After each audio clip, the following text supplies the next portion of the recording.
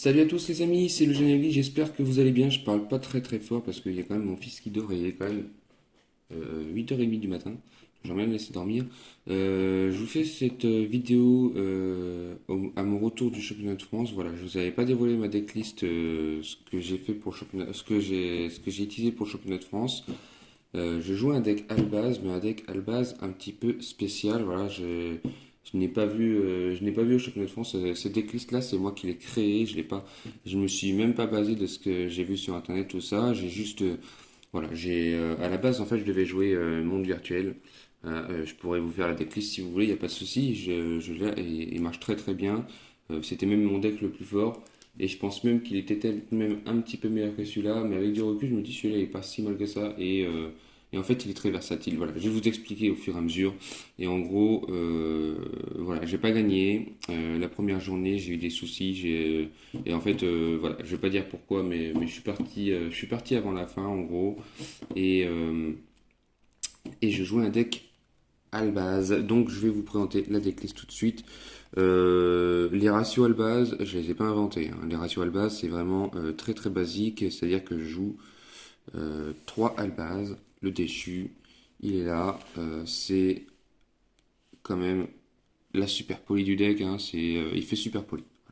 Il fait super poly, il est super fort, et puis il est là, quoi, on va le chercher assez souvent, même quand on invoque Norme, en général. Bon, on a un peu peur des Veilers quand on invoque Norme, parce que si on n'a pas fait la bande de fusion avant, c'est un peu embêtant.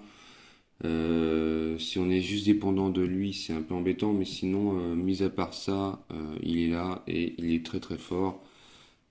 Un Albion, le dragon obscur, il est là. J'en joue pas deux parce qu'il se recycle très facilement. Parce il se recycle et en plus il draw. Donc, mais j'en joue qu'un parce que comme il se recycle à l'infini, je me dis il a pas besoin, il a pas besoin d'être en x2. Donc voilà. Bon après Corbeau Dédé, sûr il se les prend. Ça fait un peu chier, mais sans plus parce que voilà, bon, ça enlève la draw. Si on se le fait ban, ça enlève la draw, mais voilà, sans très grandes conséquences. Je joue 3 kits, pareil la base, hein. Je vous dis, je les ai pas inventés les ratios, hein. 3 kits parce qu'il va chercher Branded Fusion, parce qu'il va chercher perte du marqué, il va chercher. Il va chercher toutes les magies pièges marquées, donc peut aller chercher aussi dans le pire des cas châtiment, cri, si on veut les payer en cost, si on a tout ce qu'il faut dans la main. J'ai jamais vu ça, mais bon, pourquoi pas dans l'optique où on part sur tout. Je joue pas l'engine d'Espia parce que j'ai pas l'engine d'Espia, j'ai le terrain et puis j'ai deux trois trucs, mais sans plus. Donc voilà, trois kits. Il peut se spé quand il y a une fusion à la base sur le terrain. Bah ça fait le café, hein. Je vous le dis, hein, quand il est là, si vous avez fait la bande de fusion avant, ou même une Shadow Fusion et que vous avez réussi à mettre un merde, je cherche. Vous avez réussi à mettre un albaz avec aussi tout. Franchement, il est là, il fait le café. Chaque fois que j'ai invoqué SP, parce qu'il y avait une fusion sur le terrain, l'adversaire il avait peur. Donc voilà. Un Mercourier, j'en jouais deux en fait. Voilà, je vous le dis, le deuxième il est là. J'en jouais deux, mais je me dis que un seul c'est suffisant. Un seul c'est suffisant parce que le reste de ce que j'ai mis dans le deck, voilà, avec mon retour, je vous dis, un seul c'est suffisant parce que quand on l'a en main, en fait on préfère le tuto plutôt que de l'avoir en main de départ, ça fait un peu chier sinon. Il m'a sauvé quand même pas mal de fois, mais c'est aussi lui qui m'a fait perdre. Donc parce que je l'ai top en. Il y a eu un match où j'étais. Il y avait un match où on était tous les deux, on avait tous les deux géré nos terrains adverses. Donc en gros, lui il a géré mon terrain et en chaîne, moi j'ai réussi à gérer le sien. Voilà. Je sais plus ce que j'avais fait, j'avais dû faire un truc genre fort artefact, je crois, j'avais dû faire un truc dans le genre. Et en gros, il avait plus rien sur le terrain parce que j'avais réussi à détruire tous ces monstres. À son tour, lui détruire les miens, et puis je sais plus, j'ai fait un truc. J'ai fait un truc pour détruire ces monstres, je sais plus ce que c'est exactement. Et, euh, et en gros, on s'est retrouvé à la pioche. C'est-à-dire que moi, j'avais une carte 7 qui était Marionette de l'ombre. Voilà, je vous le dis, je joue Marionette de l'ombre avec. J'avais une carte 7 qui était Marionette de l'ombre, j'attendais qu'il m'attaque. Et je devais avoir perte du marqué sur le terrain et j'attendais juste une magie de fusion ou un truc dans le genre. Et lui, il avait juste des magies pièges qu'il ne pouvait pas utiliser en fait, si moi j'attaquais pas. Et puis ça s'est joué à la draw, donc pendant 4 tours on a pioché. Et puis c'est lui qui a eu la meilleure, voilà, qu'est-ce que vous voulez que je vous dise. J'ai eu Mercourier juste avant qu'il gagne, et puis ça m'a fait chier, parce que du coup j'avais plus un seul terrain, donc bah vous voulez que je fasse quoi d'un Mercourier à 800 d'attaque. Donc je vous le dis, avec du recul, je pense que le mieux c'est de le jouer en x1. Parce qu'il est tutorisable dans le pire des cas si on se le fait dégager, bon, il y a d'autres trucs pour protéger, surtout que ce deck-là, il est très très très versatile. Donc on va passer à l'engine Marionette de l'ombre. Je joue une Wendy, une Ariel. Alors Wendy, elle est là juste pour faire invoquer SP Ariel sur le terrain. Quand vous avez Ariel, parce que du coup elle peut recycler. Euh, Possiblement ce Marionette de l'ombre dans votre sim. Banni, invoqué spécialement, ouais, c'est ça. Ariel est là pour recycler ou pour faire chez l'adversaire. Il y a eu quand même sur les 5 games que j'ai joué, il y a eu quand même 2 games où elle a bien fait chez l'adversaire en y bannissant. J'ai joué contre. Alors j'ai joué contre Tribrigade. Le match-up était pas très bon parce que j'avais pas affronté de Tribrigade. Après, en soi, j'aurais peut-être pu le gérer, je sais pas, mais j'avais pas joué, je m'étais pas entraîné contre Tribrigade, donc c'était très très chaud. J'ai affronté Evil Twin, donc Evil Jumelle, je connaissais pas du tout, donc je savais pas quoi faire, j'étais perdu. J'avais plein de solutions, mais j'étais perdu. Et c'est contre Evil Twin que j'ai perdu à la draw, comme je vous dis. Euh, j'ai joué contre Amépé. Amépé, j'ai un très bon match-up, mais j'ai juste mal géré mes ressources. J'ai voulu faire une fusion alors que j'avais plus de matériel dans le deck. J'ai pas fait gaffe à ma decklist. J'avais ma decklist en plus que j'avais réinscrite pour moi de mon côté pour savoir. Et, euh, et j'ai juste mal géré. Voilà. J'ai juste mal géré mes ressources. Quatrième match, j'étais surpris. J'ai joué contre.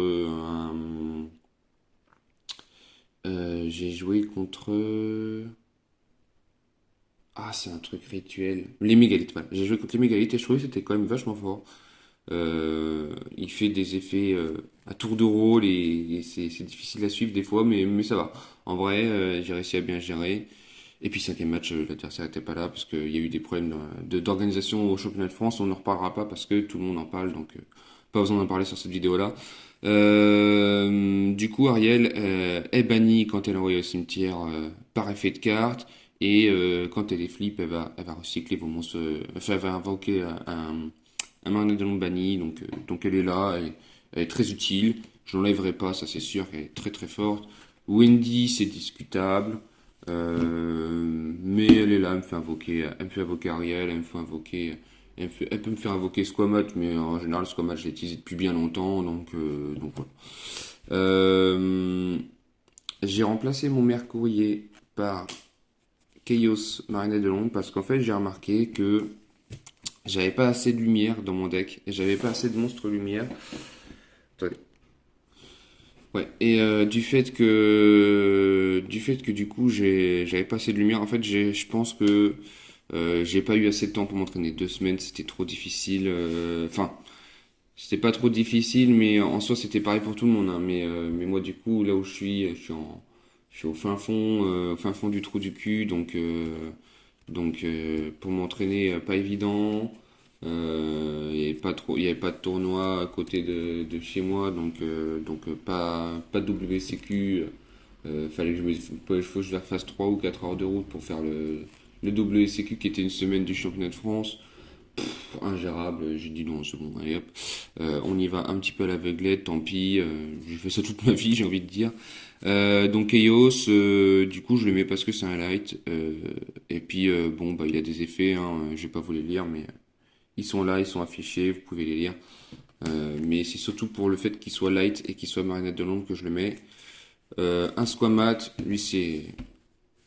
Il démarre les plays. Hein. Si Branded Fusion ou Shadow Fusion elle passe, il démarre les plays. vous l'envoyez au cimetière, hop, il commence à faire tourner, à faire tourner à faire tourner l'engine Marionnette de l'ombre. Il est là. Il est là, trop fort. Hérisson, je le laisse pour l'instant, mais si je vois qu'il me sert pas trop, en fait c'est le entre parenthèses du deck. Voilà, c'est le entre parenthèses du deck parce que pour l'instant il est là, mais il m'a jamais vraiment servi. Donc voilà. Pour l'instant il est là, mais ça se trouve il va pas partir. Bête, elle me fait piocher. Elle est trop forte. Genre, juste je l'envoie au cimetière comme matériel, elle me fait piocher. Si j'ai pas les bonnes mains, c'est lui que je vais envoyer si j'ai pas une main, si j'ai pas une main hyper ouf, c'est lui que je vais envoyer au cimetière. Si j'ai une très bonne main, ça sera plutôt Squamat. Ou alors je vais envoyer Squamat et puis après avec enchaîne, je vais faire bête. Ça dépend de ma main en général, mais bête, elle est là, elle fait le taf, donc elle fait piocher quoi. 3 veilleurs, c'est juste la meilleure norme du deck. Alors on pourrait croire que c'est Kit la meilleure norme du deck, mais on peut l'invoquer SP, donc c'est pas la meilleure norme du deck. Et en plus, elle va chercher que les marqués, alors que Veilleur peut aller chercher, peut aller chercher toutes les magies de fusion de mon deck. Enfin, sauf Super Poly, mais elle peut chercher fusion du marqué, elle peut chercher Shadow Fusion. Trop forte. Juste trop forte. En plus, le deuxième effet de pouvoir invoquer un matériel du cimetière. Je dis, voilà, je te montre Miroir Jade, j'invoque un Albaz du cimetière, bam, je fais effet Albaz, machin. Bah non, c'est en phase verso. C'est en phase verso, mais Veilleur, c'est juste trop fort. C'est juste trop fort. J'ai failli dire de la merde en plus. Hein. Je partais un petit peu trop loin. Floraison de cendre, c'est la meilleure. C'est la meilleure, elle est là. Juste dans tous les formats, elle restera de toute façon. Elle est trop forte. Elle est juste trop forte, elle empêche le tuto, elle empêche d'invoquer du deck. C'est trop fort. Faux artefact, je la joue avec le sanctuaire, voilà. Je la joue avec le sanctuaire. Ça, vous faites ça à l'adversaire, vous avez sanctuaire en main. Dans le pire des cas, faux artefact, c'est pas vraiment une brique parce vous pouvez la défausser et après la recycler. Et quand vous avez sanctuaire artefact en main, j'ai vu des mains où au départ où j'avais sanctuaire, je faisais ça pendant le tour adverse. L'adversaire en général il disait fin de tour. Il disait fin de tour. Ça fait des fins de tour. Voilà, juste ça là, c'est juste trop fort, ça fait des fins de tour. Ça empêche l'adversaire d'invoquer de l'extra deck, c'est juste trop fort. Bah du coup la faux on l'a vu, hein. Je la mets du coup. Ensuite, 3 fusions du marqué. Voilà, j'ai pas besoin d'expliquer, hein, ça fait comme Shadow Fusion, hein, en même mieux d'ailleurs, parce qu'il n'y a pas de condition pour le faire. Invoquer de fusion un monstre qui mentionne le basme depuis votre terrain, votre main, ou votre extra deck, ou depuis votre deck, pardon. Ouais, donc c'est ça, main, deck ou terrain, vous les envoyez au cimetière, faites votre fusion. C'est trop fort, c'est juste Shadow Fusion, mais en moins casse-couille, quoi.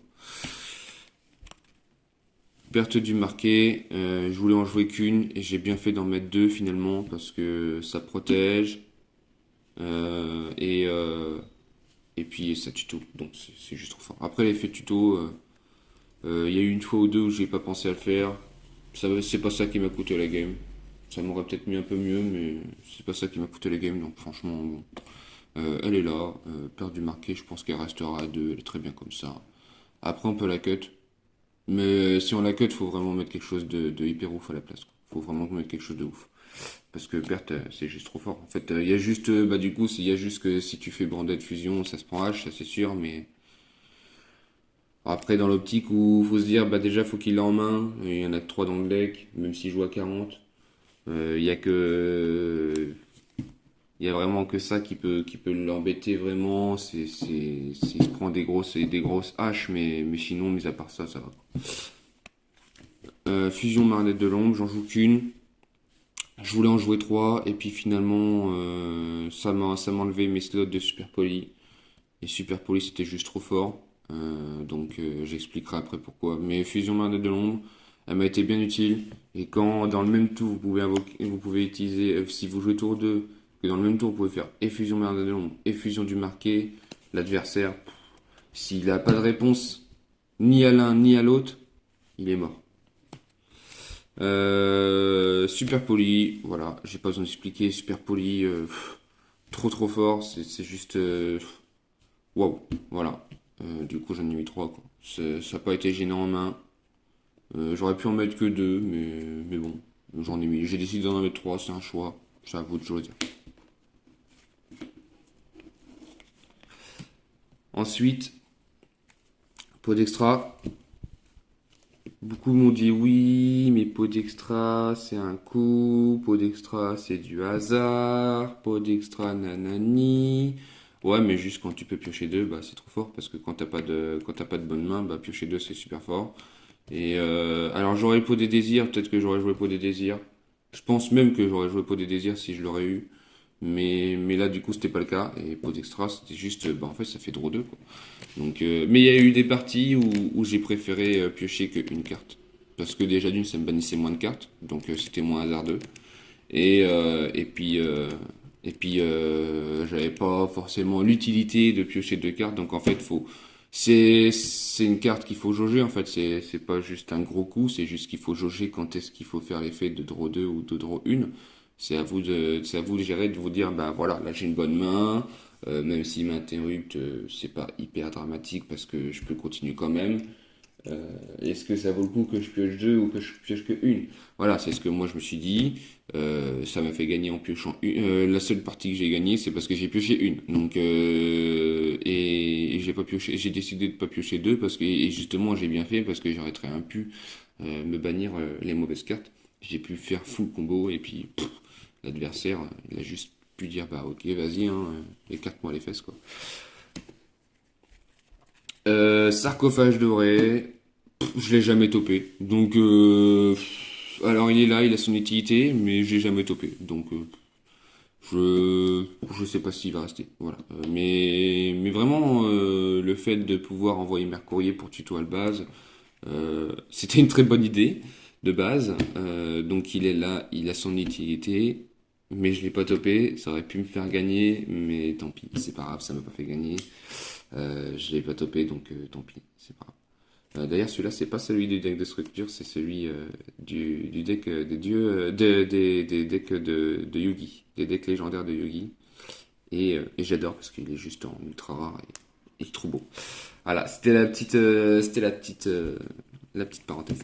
Appelé par la tombe, pareil, j'adore celui en plus, il est hyper beau, il est en secret, je l'ai eu dans MP19, j'adore. Appelé par la tombe, il est qu'en x1, donc bon, le mec en x1, il aurait été en x2, j'aurais mis en x2, il aurait été en x3, j'aurais mis en x3, c'est juste insane. Quand vous faites appeler par la tombe, j'ai fait un appelé par la tombe sur un... Mais le pire, c'est que je l'ai même pas fait sur la seule fois que je l'ai sorti, et que je l'ai top, et que je l'ai sorti, je l'ai même pas fait sur une hache, je l'ai même pas fait sur une entrap, j'ai fait sur... c'était sur Tribrigade et je l'ai fait sur Fractal, je crois. Il a voulu envoyer son Fractal au cimetière. Voilà, j'ai fait appeler par la tombe, j'ai fait là, ça dégage. Fractal, tu le feras pas. C'est juste trop fort. Voilà, c'est fort contre tout. Ça rentre dans tous les decks, c'est fort contre tout. Faut même pas hésiter à le mettre en main deck, c'est trop fort en fait. Dans tous les decks compètes, tu le mets. Châtiment du marqué, il va aussi avec Cri du marqué. Voilà. Prix, j'en ai pas eu l'utilité. Après, ce qui est bien, c'est qu'avec Albion, avec le grand frère, avec Luilin, vous pouvez envoyer Cri du deck. En plus, ça l'a 7, donc du coup, ça vous fait une carte en plus sur le terrain.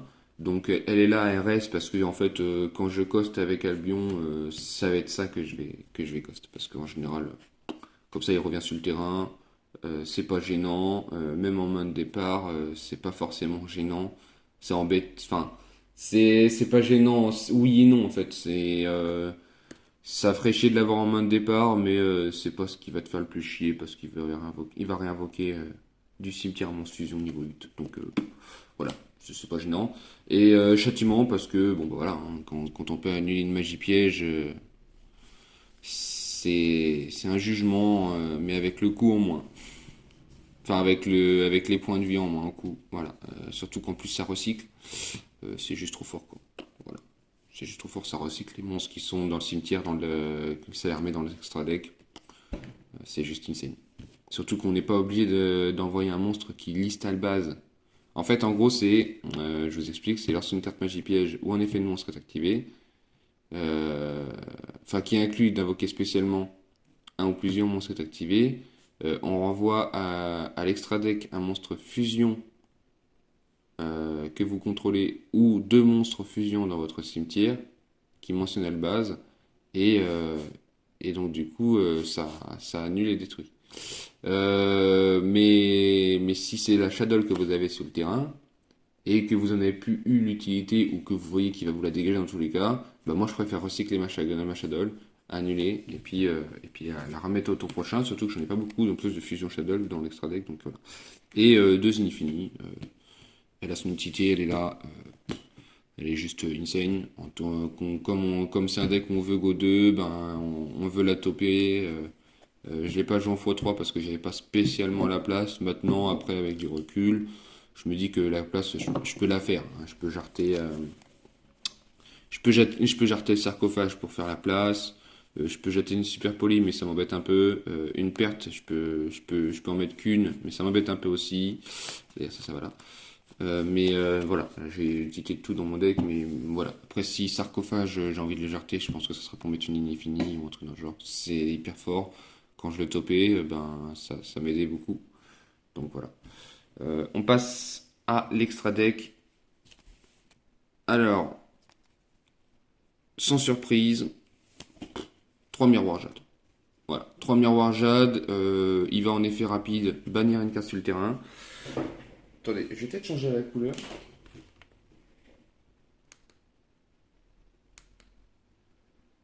Ouais, c'est mieux comme ça. 3 miroirs jade, il est là, il va juste dire, ben, en effet rapide, je te banne une carte en renvoyant une carte de l'extra deck au cimetière, en sachant que toutes les cartes que vous renvoyez de l'extra deck au cimetière, en général, elles ont un effet. Donc du coup, ça déclenche les effets des monstres fusion. Vous pouvez jouer une Tess. Moi, je sais que je l'ai pas joué. C'est un regret. Je pense que c'est un regret. Parce que avec du recul, je pense que si j'aurais joué une Tess, ça aurait été insane. Et l'effet s'il passait, s'il me faisait pas une infinie, ou s'il me faisait pas illusionniste, le mec il avait perdu. J'ai pas joué une Tess, ça déclenchait mes effets en une phase, mais du coup sur le moment, quand vous en avez besoin sur le moment, vaut mieux mettre une Tess. Donc mes miroirs jade, le mettre en x3, c'est pas du tout abusé. En x2, en fait, je pense que je l'ai mis en x3 parce que j'avais peur du grand game de pas. En fait, le grand game, c'est quand la partie continue dure dans le temps. J'avais peur dans le grand game que ça me gêne de n'avoir que deux. Surtout qu'en plus, comme je joue pot d'extra, ben, j'ai envie de l'avoir, donc il est là. De Lubellion. Voilà, Lubellion, il est juste trop fort, il recycle, mais alors l'erreur que j'ai faite, et je peux vous la raconter, et ça m'a coûté quand même mes deux premières parties, j'aurais pu les gagner si j'aurais pas commencé par Lubellion, mais si j'aurais commencé plutôt par Albion. Donc en gros, Lubellion, il remélange les monstres dans le deck, et, et donc du coup, ça recycle. Mais ça, faut pas le faire en premier, faut le faire en deuxième. J'aurais dû commencer par lui, le Big Boss, et c'est pour ça que j'ai rajouté un Lumière dans le deck, parce que c'est Albion, il est là, il bannit, il invoque en bannissant, il est trop fort. En plus, il a son effet avec Miroir Jade, s'il est envoyé au cimetière, s'il est envoyé de l'extra deck au cimetière, vous pouvez aller à une phase poser une carte marquée, et donc du coup vous pouvez poser Châtiment, vous pouvez poser Cri, vous pouvez poser Perte, vous pouvez poser Fusion. C'est juste trop fort. Vous pouvez tout faire avec cette carte. Elle fait le café. Les gens s'en rendent pas forcément compte. Ils vont dire que j'exagère. Mais elle fait le café. Elle est là. Et c'est elle qu'il faut invoquer en premier. Et après, vous faites Lubellion. Enfin, vous pouvez faire Miroir Jade. Et après, vous pouvez faire Lubellion. Vous pouvez faire plein de trucs. Donc, il est là. Et puis son coup, il est pas extraordinaire, hein, parce que c'est bannir. Donc voilà. Franchement, son coup est moins gênant que Lubellion. Lubellion, t'es obligé de le faire sur le moment. Et en plus, il faut que tu défausses. Donc quand vous n'avez pas la main, quand vous n'avez pas une bonne main, c'est embêtant. Celle-là,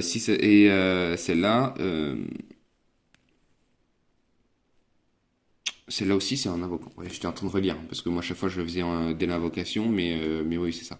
Celle-là aussi, c'est un invoquant, sauf que c'est moins problématique, puisque vous n'avez pas de défausse à faire, vous avez juste à bannir.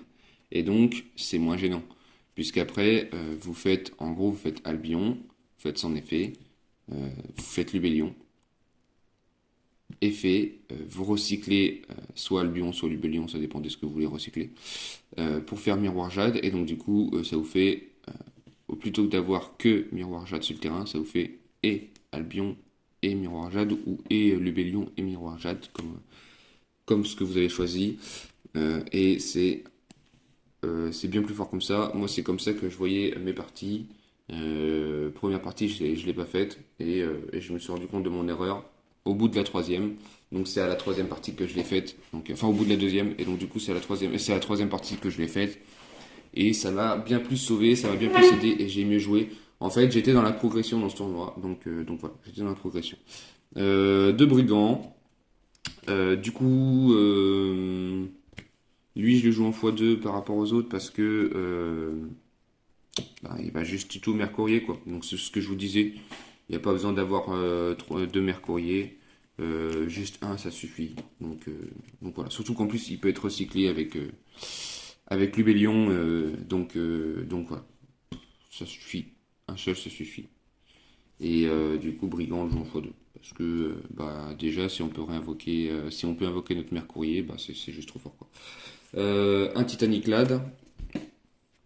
Alors, j'ai pas de Dogmatica dans le deck, donc lui c'est juste pour faire de l'OTK. Il gagne de l'attaque. Égal à. Enfin, fois 100. En gros, si vous l'invoquez avec Albaz et un niveau 8, il gagne 1200. Voilà. Donc en gros, il gagne 100 d'attaque pour chaque niveau que vous avez accumulé pour l'invocation fusion. Donc il est juste là, quoi. Il est juste là. Spring, le dragon fil de fer. Ces effets, en fait, je m'en suis pas servi parce qu'à chaque fois, à chaque fois, je l'avais banni. Je l'ai mis parce que je voulais pouvoir avoir le moyen de tuto kit à la end phase pour prévoir les tours d'après ou l'invoquer SP ou invoquer mon Albaz ou utiliser son effet de destruction. Donc en fait, il est super versatile, il est bien parce qu'il tuto kit qui lui va tuto la magie, donc c'est super fort. Il va se déplacer pour détruire dans la colonne, c'est super fort. Donc je l'ai mis, mais j'ai pas pu l'invoquer. Donc tant pis, c'est pas grave. Du coup, je joue de Winda. Winda, c'est la meilleure. J'ai voulu faire super poli. J'ai fait super poli sur l'adversaire. Il avait un monstre ténèbres. Moi, j'avais un monstre marnet de l'ombre. J'ai fait super poli. Le mec, il a eu hyper peur. Je lui ai fait Winda. Et derrière, il a eu de la chance. C'est que moi, j'avais rien pour contrer sa contre à lui. Donc, en gros, il m'a contré. Voilà. Et moi, j'ai juste dit bon, bah écoute, vas-y. Hein. J'avais pas tutorisé mes protections avant. Donc, tant pis. C'est pas grave. C'était game pour lui. Tant pis. Une Abcalon et une Construct, mais la Construct, elle m'a jamais servi. Donc j'hésite à mettre Entes. J'hésite à soit jarter Construct pour Entes, soit je jarte une Winda, mais c'est beaucoup trop risqué, donc je le ferai pas. Ou soit je jarte un Brigand, parce que des matériaux à la base, j'en ai à chier. Donc je sais pas encore. Franchement, je me tâte. Je me tâte à jouer que demi-miroir Jade aussi, mais comme je joue pot d'extra, c'est trop risqué. Donc voilà. Dites-moi ce que vous en pensez de cette vidéo. Moi, je pense que je vais jarter Construct pour mettre Entes. On va passer tout de suite au side. Donc ceux qui veulent pas voir le side, ils sont pas obligés de rester. Le side, il est très subjectif et en plus, il dépend beaucoup de ce que les adversaires vont jouer. Donc ça va dépendre vous, de votre en tournoi local, si vous savez ce que vos adversaires jouent, ou si vous avez un CDF comme moi, ou un WCQ, voilà quoi. Alors, je joue 3 unités d'effet, pour ceux qui sont restés. Je joue 3 unités d'effet parce que c'est un light, et puis bon, bah, il était gratos dans le deck de structure, donc on va pas s'en priver. Je joue 2 kaiju. Et les seules fois que je les ai, que j'ai side mes kaiju, que je les ai mis dans le main deck, ben ils m'ont gêné. Voilà, ils m'ont gêné. J'ai dû m'en servir comme coup. Donc c'était un peu embêtant. Je me suis dit c'est dommage quand même. C'est dommage. J'ai joué contre Tribrigade. Voilà, c'était la première partie en plus. J'avais side mes kaiju. Ça m'a embêté. Ça m'a embêté plus qu'autre chose. Donc voilà. Deux cyclones. Cyclone, je le regrette pas. Voilà, je l'ai mis, je l'ai pas side parce que j'ai pas joué contre Edlich. Mais je l'ai surtout mis contre pour les match-ups genre SS, Edlich et tous les decrogs. Tous les decrogs qui ont besoin de leur magie piège pour fonctionner, genre magicien son, machin truc et tout. Cyclone, terminé. Ensuite, deux détonateurs de la suppression. Lui, c'est la seule carte qui coûte cher dans le deck. Le reste, c'est que du budget. Mais lui, c'est la seule carte qui coûte cher dans le deck parce que j'en aurais eu 3, je l'aurais joué en x3. Et maintenant, avec du recul, je me dis, ben en fait, si j'aurais voulu. En fait, vous, c'est à vous de faire votre choix. Soit vous jouez en side comme moi pour vraiment les matchs miroirs, les matchs où le mec, vous voyez qu'il joue la une trappe la plus chiante du jeu, ben, s'il joue trop de floraison de cendres, si vous voyez qu'il peut se permettre de jouer floraison de cendres, qu'il la sort à chaque fois, bon, bah, désignateur de la suppression. Et désignateur de la suppression, si vous voulez le mettre en main, il faut le remplacer par sanctuaire artefact et faux artefact. Et le problème, c'est que ça vous enlève un light et ça vous enlève la plus forte carte de votre deck, enfin la plus forte carte qui va gêner votre adversaire dans votre deck, qui est sanctuaire artefact. Moi, pour moi, c'est la plus forte. Je préfère jouer sanctuaire plutôt que jouer le désignateur en main. Après, c'est un choix. C'est à vous de voir. 3 plus du tout gouverneur de ténèbres. Il est là pour gérer des gros boards. Voilà. Pour gérer des boards impassables, machin truc, dragoon, machin, barème de fleurs, les trucs bien casse-couilles. Vous sidez, vous sidez, boum, terminé. En général, ça vous permet, vous, de pouvoir faire votre tour tranquillement, sans qu'il vous embête. Et en plus, vous voulez dégager ces monstres après, même s'il n'y a pas de point de vie, et même si ça lui enlève pas de point de vie, balèque, c'est pas grave. Je préfère jouer mon tour tranquille. Donc je l'ai mis, c'est pour jouer mon tour tranquille. Il y en a plein qui m'ont dit oui, mais du coup, t'infliges pas de points de vie ce tour-ci. Mais en fait, je m'en fous, parce que si j'ai installé mon terrain, ben, les points de vie ce tour-ci, je m'en branle, parce que je vais pouvoir le gérer au tour d'après. Donc je préfère avoir mon terrain, je préfère faire mon terrain tranquille et pouvoir poser tout mon terrain, parce qu'après, du coup, pour le passer, ça va être bien casse-couille. Euh, que de me dire bon bah faut que j'inflige des points de vie à tout prix. C'est un deck qui peut être très fort sur le time et je pense qu'en fait c'est mon erreur dans ce championnat de France 2022, c'est de ne pas avoir joué sur le time parce que ce deck là il fait full combo. Si votre adversaire ne vous arrête pas, il est mort. Et c'est un deck qui est marrant parce qu'en fait il joue sur le time et en plus il est assez combo donc c'est vraiment un deck qui est très très fort là-dessus. Plumeau de Damarpi, Edlich, SCS, tous les rogues, toutes les magies continues, pièges continus qui sont bien casse-couilles, Plumeau. Si vous voyez que l'adversaire il cède trop de cartes, boum, Plumeau. Donc Plumeau il est là. Je l'ai pas, comme je vous ai dit, j'ai pas joué contre, j'ai pas rencontré de SS et j'ai pas rencontré de Edlich, donc je m'étais vraiment bien préparé à ces deux decks là. Parce que je pensais que bah, SS, comme il était revenu, c'est un deck qui est très apprécié. J'avais prévu aussi ça, hein, mais SS, comme je savais qu'il était là, il allait être apprécié. Donc voilà. Après, pareil, pour les unités d'effet, on aurait pu le remplacer par Nib, par Nibiru. Une schisme marinette de l'ombre, ça c'est hyper fort. Vous faites fusion pendant le tour de l'adversaire. Vous faites, pendant le tour de l'adversaire, vous faites Winda. Hop, elle est là. Vous faites Winda pendant le tour de l'adversaire. Ou Upcalon, à la rigueur. En général, l'adversaire, ça va le faire chier. Et un décret royal, il était là pour être liche, mais bah, en fait, je pense que je peux garder soit je garde décret royal et plumeau, soit je garde plumeau et les cyclones. Mais je pense que c'est peut-être les cyclones que je jarterai pour mettre Nib. Mais voilà, c'est là. C'est là, c'est hyper fort. Décret royal, il jouait de liche et vous faites bon bah tu utilises pas tes pièges. Voilà. Bon bah ok, bah fin de tour. Voilà, terminé. Après, j'aurais certainement pas mis schisme si Ordre Impérial aurait pas été ban. Donc voilà.